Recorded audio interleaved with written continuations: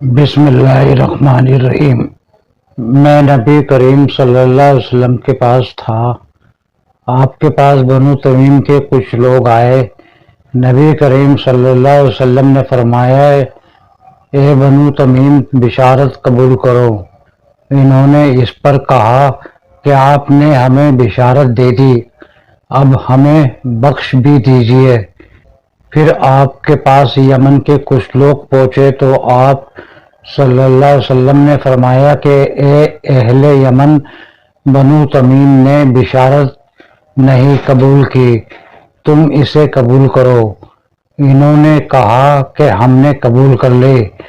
ہم آپ کے پاس اس لیے حاضر ہوئے ہیں تاکہ دین کی سمجھ حاصل کریں اور تاکہ آپ سے اس دنیا کی ابتدا کے متعلق پوچھیں کہ کس طرح تھی۔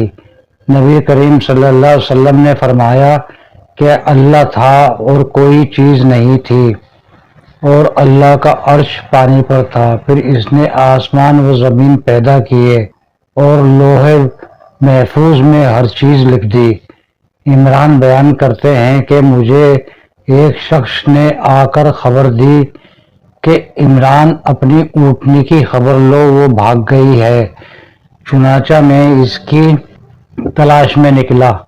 میں نے دیکھا کہ میرے اور اس کے درمیان ریت کا چٹیل میدان حائل ہے، اور اللہ کی قسم میری تمنا تھی کہ وہ چلی ہی گئی ہوتی اور میں آپ صلی اللہ علیہ وسلم کی مجلس میں سے نہ اٹھا ہوتا۔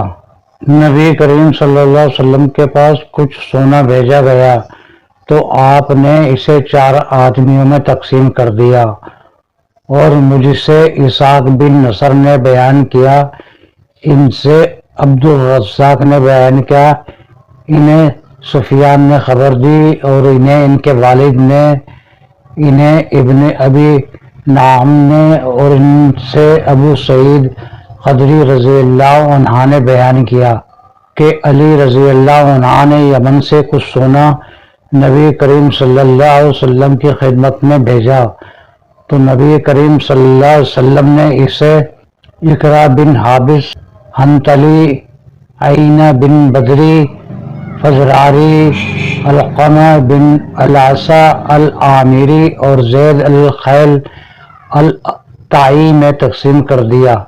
اس پر قریش نے اور انصار کو غصہ آ گیا، اور انہوں نے کہا کہ نبی کریم صلی اللہ علیہ وسلم نجد کے رئیسوں کو تو دیتے ہیں اور ہمیں چھوڑ دیتے ہیں۔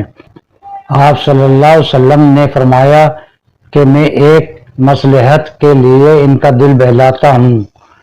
پھر ایک شخص جس کی آنکھیں دھسی ہوئی تھی، پیشانی ابری ہوئی تھی، داڑھی گھنی تھی، دونوں کلے پھولے ہوئے تھے اور سر گھٹا ہوا تھا، اس مردود نے کہا، اے محمد، اللہ سے ڈر۔ نبی کریم صلی اللہ علیہ وسلم نے فرمایا کہ اگر میں بھی اس اللہ کی نافرمانی کروں گا تو پھر کون اس کی اطاعت کرے گا؟ اس نے مجھے زمین پر امین بنایا ہے اور تم مجھے امین نہیں سمجھتے۔ پھر حاضرین میں سے ایک صحابی خالد رضی اللہ عنہ یا عمر رضی اللہ عنہ نے اس کے قتل کی اجازت چاہی، تو نبی کریم صلی اللہ علیہ وسلم نے منع فرمایا۔